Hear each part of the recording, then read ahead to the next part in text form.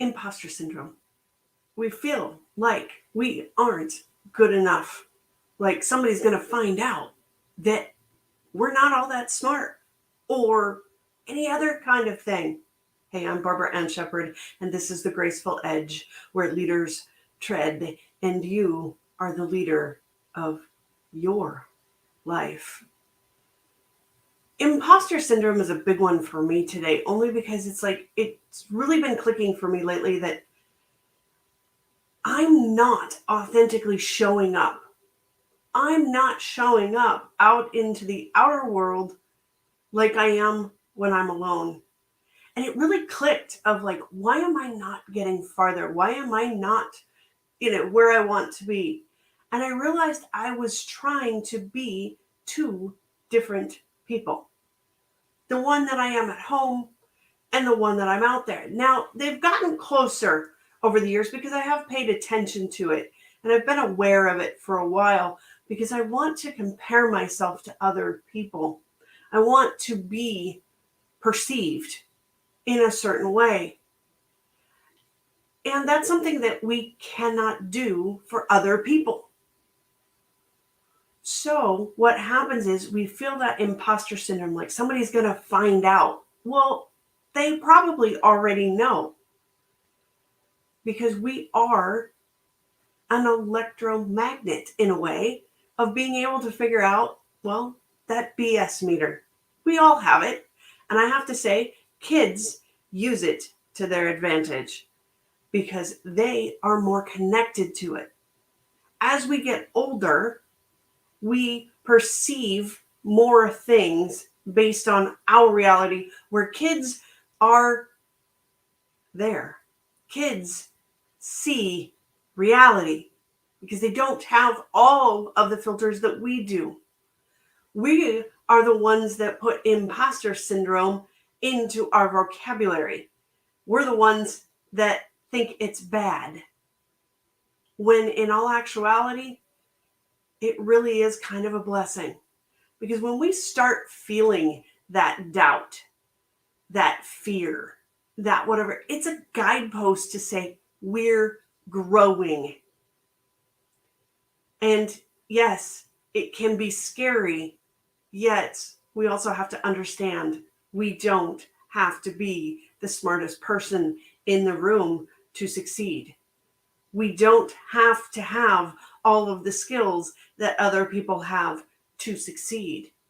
We need to succeed where we are.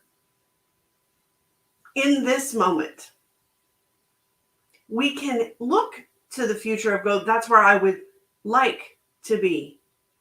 And we can take those steps today to get there. And that's the thing.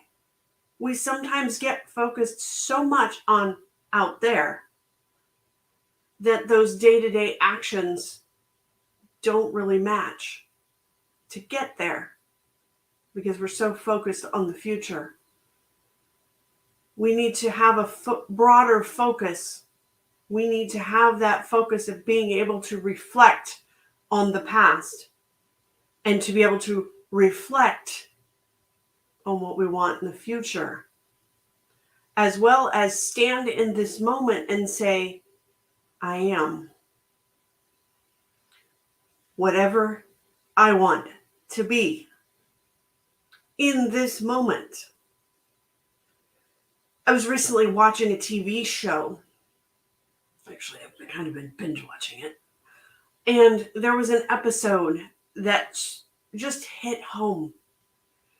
And one of the lines that she said to one of the characters was, the only thing that we really have in our control is to be good or evil. And it's true. We can only walk our path. And we choose whether our intentions are going to be good, our choices are going to be good, or they're going to lead down a far different path. Our choices are what lead us and allow others to follow.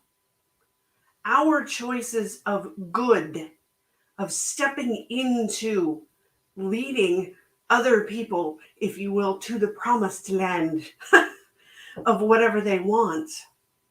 And I think that's why the knowledge industry, the coaching industry is so prevalent right now, because we do sometimes need that little bit of help to say, am I doing the right thing? Am I stepping into my better self, or am I not, and following a different path, that path to not so righteous, if you will?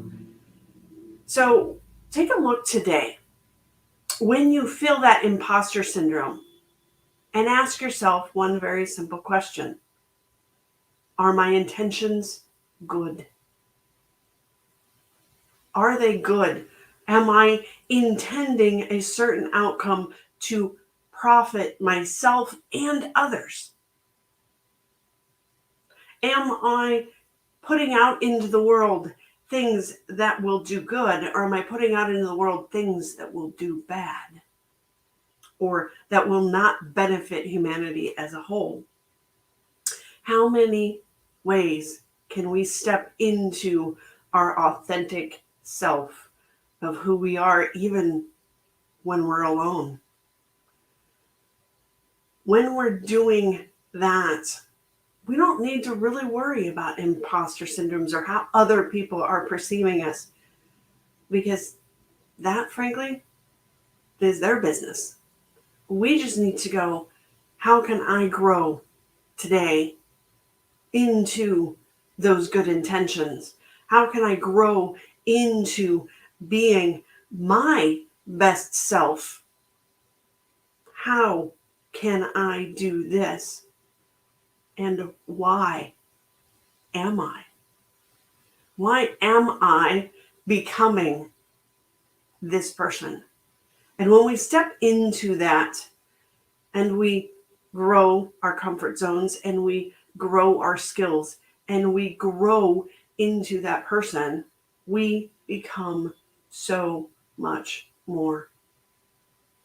So yes, I think in a way imposter syndrome is good, because it's showing us as a guidepost that we're growing, that we're okay, that it's okay to be afraid, that it's okay to be scared, that it's okay to change into a better person and not a worse person.